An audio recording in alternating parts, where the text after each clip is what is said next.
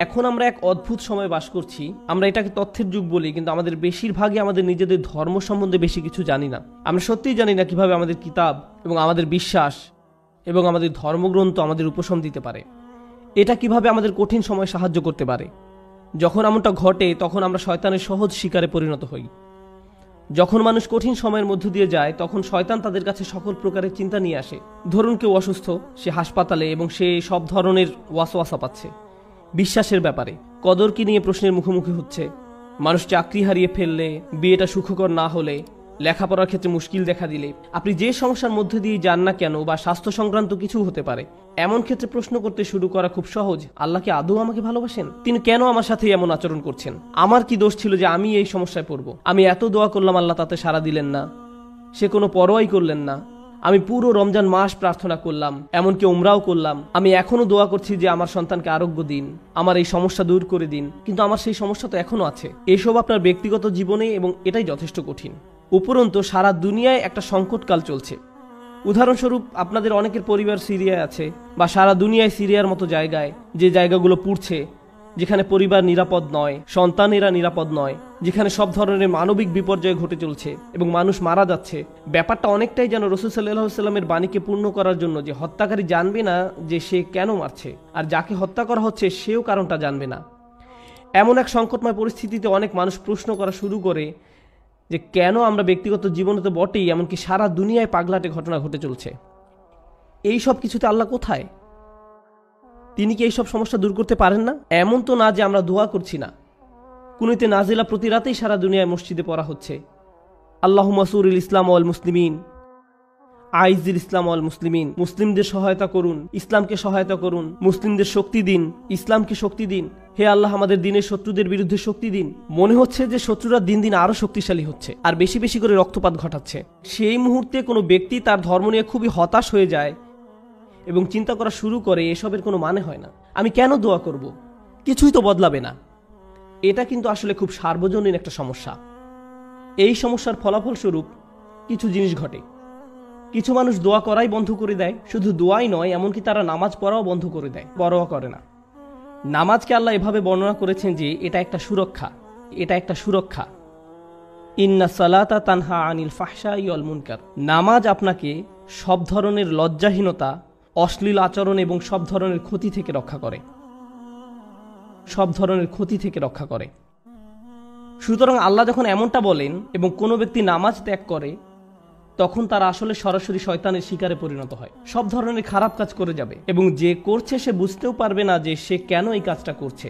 এরপরে এমন মানুষও কিন্তু আছে যারা অত দূর যায়নি, তারা এখনো দিনের উপর অধিষ্ঠিত আছে, তারা এখনো দিনকে ধরে রেখেছে, কিন্তু তারা কোনো মতে ধরে আছে, কোনো ক্রমে ধরে আছে, তারা কোনো ক্রমে জুমার নামাজে আসে, এমনকি সেটাও তার জন্য সংগ্রাম। কিছু মানুষের অবস্থা এত খারাপ হয়ে যায় যে তারা একটা মসজিদের ভিতরে বেশি সময় থাকতেও পারে না। যদিও কোনো কারণে তারা থাকে, তাহলে অস্বস্তি বোধ করা শুরু করে। এমন ঘটনা ঘটে। আমার এমন অনেক মানুষের সাথে সাক্ষাৎ হয়েছে। আমি মনে করি না যে তারা খারাপ মানুষ। যাই হোক, আমি মনে করি কিছু মৌলিক বিষয় ঠিক ছিল না, কিছু নির্দিষ্ট চিন্তা, কিছু নির্দিষ্ট ধারণা, কিছু নির্দিষ্ট অনুভূতিতে ভুল আছে। আর সেই ভুল অনুভূতির কারণে একজন খুব বিপজ্জনক পথে চলে, সেই পথে যেটা পথভ্রষ্টতার দিকে নিয়ে যায়। এদিকে সূরা হাজের শুরুতে আল্লাহ আযজা ওয়া জাল্লা বলছেন সেই সব মানুষের কথা যাদের কাছে মানুষকে পথভ্রষ্ট করার কার্যপ্রণালী আছে। খারাপ মানুষ যারা কোনো জ্ঞান ছাড়াই আল্লাহর বিরুদ্ধে তর্ক করে, এরা আর কিছু চায় না। মা ইউজাদিলু ফিল্লাহি বিগাইরি ইলমিন ওয়ালা হুদাও ওয়ালা কিতাবিম মুনির। কোনো ব্যক্তি আল্লাহর ব্যাপারে তর্ক করে, বিতর্ক করে এবং ধর্মকে ঘৃণা করে এবং আল্লাহকে ঘৃণা করে, নবী সাল্লাল্লাহু আলাইহি সাল্লামকে ঘৃণা করে এবং তাদের কোনো ধারণাই নাই যে তারা কেন বিতর্ক করছে, পথ নির্দেশনাও নেই, কোনো আলোকিত চিন্তার আলোকেও তারা কাজটা করে না, অভিযোগ করার জন্যই অভিযোগ করা। সেই ধরনের মানুষগুলোর জন্য শুধু এটা যথেষ্ট নয় যে তারা বিভ্রান্তিতে আছে, তাদের আসলে অন্য কাউকে ভুল পথে পরিচালিত করতে হবে। সেটা একদল মানুষ। কিন্তু এই দলের মানুষদের নিয়ে আমি আজ কথা বলবো না। আমি কথা বলবো এর পরের যে দল, তাদের নিয়ে, যারা কিনারায় আছে, আক্ষরিকভাবেই যারা প্রান্তে আছে। কুরআন তাদেরকে এইভাবে বর্ণনা করছে, অমিনান নাসি মান ইয়াবুদুল্লাহি আলা হারফ। আমি এটার এভাবে অনুবাদ করব যে মানুষের মধ্যে এমন কেউ আছে যে আল্লাহর উপাসনা করে একদমই কিনারায়। তারা আল্লাহর উপাসনা করে কিন্তু পর্বতের একদম খারাপ প্রান্তে। এর অর্থ কি? এর অর্থ হলো কিছু সময় এখানে, কিছু সময় সেখানে, পড়ে যাওয়ার জন্য প্রস্তুত। তাদের বিশ্বাস যথেষ্ট স্থির নয়, তারা তাদের উপাসনায় যথেষ্ট স্থিতিশীল নয়, তারা অনড় নয়, তাদের মনে এমন প্রশ্ন আছে যার উত্তর তার জানা নেই, অমীমাংসিত আবেগ। সুতরাং সেটা কিভাবে প্রদর্শিত হয়? আল্লাহ নিজে বলেন, ফাইন আসাবাহু খায়রুন আতবাআন্না বিহি। যখন ভালো কিছু তাদের আসে, যদি জীবনে ভালো কিছু ঘটে, তাহলে তারা ভালো থাকে। ঠিক আছে, ঠিক আছে, আল্লাহ আসলে এই দুয়াটা শুনেছেন, সুতরাং আমি এখন নামাজ পড়তে পারি, আমার ভালো লাগছে। ওয়া ইন আসাবাহু ফিতনাতুন, যখন তারা কোনো ফিতনার সংস্পর্শে আসে, ফিতনা শব্দের অর্থ হলো কোনো ধরনের পরীক্ষা, কোনো কিছু যেটা তাদের বিশ্বাসকে পরীক্ষা করে। সুতরাং আল্লাহ খায়রের বিপরীত শব্দ শার ব্যবহার করেননি, এখানে শব্দটি হবে শার। সুতরাং আপনি হয়তো আশা করছিলেন যে আল্লাহ বলবেন ফা ইন আসাবাহু খায়রুন ইতমাআন্না বিহি ওয়া ইন আসাবাহু শাররুন। না, ওয়া ইন আসাবাতহু ফিতনাতুন। কেন এই শব্দটি গুরুত্বপূর্ণ? কারণ আল্লাহ আমাদেরকে জানাচ্ছেন, যখন আপনার খারাপ কিছু ঘটে, তখন শুধু আল্লাহ আপনার বিশ্বাসকে পরীক্ষা করছেন। আল্লাহ শুধু দেখতে চান আপনি কি বিশ্বাস করেন এক আল্লাহকে, যে আপনাকে তখনও ভালোবাসেন, যিনি তখনও আপনাকে গুরুত্ব দেন, তখনও তিনি আর রহমান, তখনও তিনি আর রাজিক, তিনি তখনও আপনার সবকিছুর যোগান দিয়ে যাচ্ছেন, আপনার যত্ন নিয়ে যাচ্ছেন, যদিও আপনি তা দেখতে পান না, যদিও আপনার মনে হচ্ছে যেন আপনার সামনে সমস্যার স্তূপ। আর শয়তান চায় যে আপনি প্রশ্ন করুন আল্লাহ কোথায়, সে চায় যে আপনি প্রশ্নটি করুন। তাই আল্লাহ আপনাকে অনেক সময় এমন পরিস্থিতি ফেলতে চান, এটা দেখার জন্য যে আপনার বিশ্বাস কতটা পাকাপোক্ত। এই দিনের শুরু কিন্তু আল্লাযীনা ইউমিনুনা বিল গায়ব, তারা এমন এক আল্লাহকে বিশ্বাস করে যাকে তারা দেখতে পায় না। এর অর্থ শুধু এই নয় যে আমরা আল্লাহকে দেখতে পাই না, পরিকল্পনাও দেখতে পাই না। আল্লাহ আপনাকে বলে দেন না যে তোমার দিনটা এভাবে যাবে, তুমি এখন কঠিন সময়ের মধ্য দিয়ে যাচ্ছ, কিন্তু সহজ সময় আসছে কয়েক সপ্তাহ বা কয়েক বছর বা কয়েক ঘন্টার মধ্যেই। আমরা জানি না যে পরবর্তী মিনিটেই পরিস্থিতি ভালো হবে নাকি আরো 10 বছর লাগবে, আমরা কিছু জানি না। আল্লাহ সেটা বলবেন না। ওমা কান আল্লাহু লিইউতলিয়াকুম আলাল গায়ব, আল্লাহ আপনাকে অদৃশ্যের ব্যাপারে জানাবেন না, তিনি সেটা আপনাকে জানাতে বাধ্য নন। আল্লাহ শুধু আপনাকে বলছেন তাকে বিশ্বাস করতে, শুধু আপনাকে বলছেন তাকে বিশ্বাস করতে, তাকে বিশ্বাস করতে যে আপনি নিজেকে কতটা ভালোবাসেন, আল্লাহ আপনাকে তার চেয়েও বেশি ভালোবাসেন।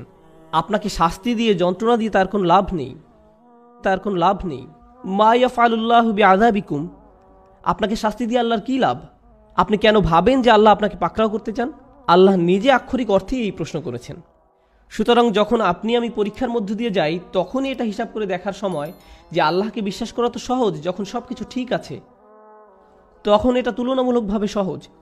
কিন্তু বিশ্বাস করা কঠিন, বিশেষত আল্লাহর কিছু নামে, আল্লাহর সেই সব নামে যেগুলোকে আমরা কঠিন সময় আঁকড়িয়ে ধরে আছি, সেগুলোকে ধরে রাখা কঠিন যখন আমাদের উপর আঘাত আসে। যখন আমরা বিশ্বাস করি যে আল্লাহ উপশমকারী, আল্লাহই সব শিফার মালিক, তার কিতাব হলো শিফা, আর আপনি হাসপাতালে বসে আছেন মৃত্যুমুখী মায়ের কাছে বা মৃত্যুমুখী বাবার কাছে, তখন বিশ্বাস করা কঠিন। এটা অনেকের কাছেই কঠিন মনে হয়। এই খুতবাকে আমি দুইটা জিনিসে ভাগ করতে চাই। একটা হলো দোয়া বিষয়ে আমাদের চিন্তাভাবনা সংশোধন করা। পবিত্র কোরআনের অধিকাংশ দোয়াতে, নবী সাল্লাল্লাহু আলাইহি সাল্লামের সুন্নতের অধিকাংশ দোয়াতে আপনি খুব সাধারণ একটা ব্যাপার খেয়াল করবেন যে কোনো না কোনোভাবে আপনি আল্লাহর কাছে নিজের জন্য আরও বেশি শক্তি, আরও বেশি সামর্থ্য প্রার্থনা করছেন। আপনি আল্লাহর কাছে পথ প্রদর্শন, আল্লাহর কাছে ক্ষমাশীলতা এবং আল্লাহর কাছে কৃতজ্ঞতা প্রকাশ করার দোয়া করছেন। আউজিআইনি আন আশকুরা নি'মাতাকা আল্লাতী আন'আমতা আলাইয়া, আমাকে ক্ষমতা প্রদান করুন যাতে আমি আপনার নিয়ামতের কৃতজ্ঞতা প্রকাশ করতে পারি। আমি আপনাদের একটা উদাহরণ দিব যা দ্বারা আপনাদের বুঝতে সহায়ক হবে যে আমি আসলে কি বোঝাতে চাচ্ছি। যেমন ধরুন, একজন মানুষ সমুদ্রে ছিল এবং তাদের জাহাজের সাথে পাথরের সংঘর্ষ হয়ে জাহাজটি ডুবে গেল। তিনি একটি কাঠের টুকরায় সমুদ্রে ভেসে আছেন, দোয়া করছেন এবং আল্লাহর কাছে দোয়া করছেন। এমত অবস্থায় তিনি দুইভাবে দোয়া করতে পারেন। হে আল্লাহ, আমাকে এখনই একটি দ্বীপে স্থানান্তর করুন এবং এই ঝড় বৃষ্টি বন্ধ করে দিন, অথবা হে আল্লাহ, আমাকে এই কঠিন সময় মোকাবেলা করার শক্তি দিন। এখন তিনি দোয়া করলেন, আমাকে এখনই একটি হেলিকপ্টার পাঠান এবং আমাকে একটি দ্বীপে নিয়ে যান। দোয়া করতে লাগলেন, হেলিকপ্টার হেলিকপ্টার হেলিকপ্টার, কিন্তু কোনো হেলিকপ্টার আসলো না। তিনি বললেন, আল্লাহ, আমাকে হেলিকপ্টারও পাঠালেন না, আমি তো অনেক দোয়া করলাম, এটা ঠিক না, বাদ দাও, আমি আর দোয়াই করব না। অথবা মনে করুন উনি দোয়া করছেন সমুদ্র শুকিয়ে সমতল ভূমি হয়ে যাক, বলছেন, হে আল্লাহ, আপনার তো সেই ক্ষমতা আছে যে কোনো অবস্থার পরিবর্তনের, আপনি সকল কিছুর সৃষ্টিকর্তা। আপনি এই সমুদ্রকে সমতল ভূমিতে পরিণত করতেই পারেন। আপনি যেহেতু ইব্রাহিম আলাইহিস সালামকে নিক্ষেপ করা আগুন ঠান্ডা করে দিয়েছিলেন, আপনি আমার জন্য এটাও করতে পারেন। কিন্তু তারপরও সেটা ভূমিতে পরিণত হয় না, সমুদ্রই থেকে যায় এবং লোকটা ধীরে ধীরে ডুবে যাচ্ছেন। আমি যে বিষয়টা বলতে চাচ্ছি, আমরা মনে করি দোয়ার উদ্দেশ্য হলো আমাদের পারিপার্শ্বিক বাস্তবতা পরিবর্তন করা। কিন্তু যদি আপনি কুরআন এবং সুন্নাহর দোয়াগুলো অধ্যয়ন করে থাকেন, তবে আপনি খেয়াল করে দেখবেন যে পরিবর্তন আপনি যা চাইবেন তা একান্তই নিজের জন্য। হে আল্লাহ, আমি একটা কঠিন সময়ের মধ্যে দিয়ে যাচ্ছি, এটা কাটিয়ে ওঠার সক্ষমতা দান করুন। কিছু পরীক্ষার্থী একটা সাধারণ পরীক্ষা দিবে, তখন তারা দুই ধরনের দোয়া করতে পারে। একটি হলো, হে আল্লাহ, আমাকে এই বিষয়টি বুঝে নেওয়ার ক্ষমতা দিন, মনোযোগী করুন। আমাকে এমন ক্ষমতা দিন যেন পরীক্ষা দেওয়ার সময় আমি ঘাবড়িয়ে না যাই, অলসতা যেন আমাকে গ্রাস না করে। এভাবে নিজের জন্য দোয়া করা। অথবা তারা এভাবে বলতে পারেন, ইয়া আল্লাহ, আমি জানি এটা একটা মেডিকেল পরীক্ষা, কিন্তু আপনি এটাকে ক্লাস 2 এর অঙ্কর পরীক্ষার মতো সহজ করে দিন, যেন আমার এই সমস্যাই না থাকে। আপনি হয়তো বাস্তবতা বদলাবার জন্য দোয়া করতে পারেন, অথবা নিজের সক্ষমতা বৃদ্ধির জন্য দোয়া করতে পারেন। বেশিরভাগ মানুষ যারা ধর্মবিশ্বাসে দুর্বল, তারা নিজেদের ক্ষমতা বৃদ্ধি বা নিজেদের পরিবর্তন চায় না, এবং আল্লাহর কাছেও তাই চায়। কিন্তু আসলে কি সেই পরিবর্তন হয় না? এবং যখন পরিবর্তন হয় না, তখন তারা আল্লাহকে দোষারোপ করে। কেন আপনি আমার পৃথিবীকে পরিবর্তন করেননি? কেন আপনি সবকিছুকে আমার জন্য সহজ করে দেননি? আপনি যদি চান বাস্তবতা আপনার পক্ষে থাকবে, তাহলে আপনাকে সত্যিকারভাবে শিখতে হবে কিভাবে আল্লাহর কাছে সমর্পিত হতে হয়। এমন নয় যে যখন কিছু প্রয়োজন, কোনো সমস্যা, তখনই আল্লাহর কাছে সাহায্য চান, বরং আপনি আল্লাহর কাছে সব সময় আসবেন। আপনাকে সব সময় তার কাছে সমর্পিত হতে হবে। এভাবে এই মনোভাবের উন্নতি হবে, এবং এমন একটি সময় আসবে যখন বাস্তবতা আমাদের কাছে আত্মসমর্পণ করবে। আর সেই সময় হলো যখন আমরা আল্লাহর সাথে মিলিত হব। লাহুম মা ইয়াশাউন। আমরা যা চাই তা সবই আমরা পাবো। সমস্যা হলো আমরা সবাই এই মুহূর্তে চাই। আল্লাহ বলছেন, আমি তোমাদের সবই দিব, কিন্তু এখন তোমরা কিছু ভালো অভিজ্ঞতা অর্জন করবে এবং কিছুটা পরীক্ষায় পড়বে। আর একমাত্র যে কারণে তিনি আমাদের পরীক্ষায় উপনীত করেন, তা হলো তিনি চান আমরা যেন উত্তীর্ণ হই এবং জান্নাতের জন্য যোগ্যতা অর্জন করি, কারণ এই কষ্টকর যাত্রা আমাদেরকে তাঁর সান্নিধ্যে নিয়ে আসবে।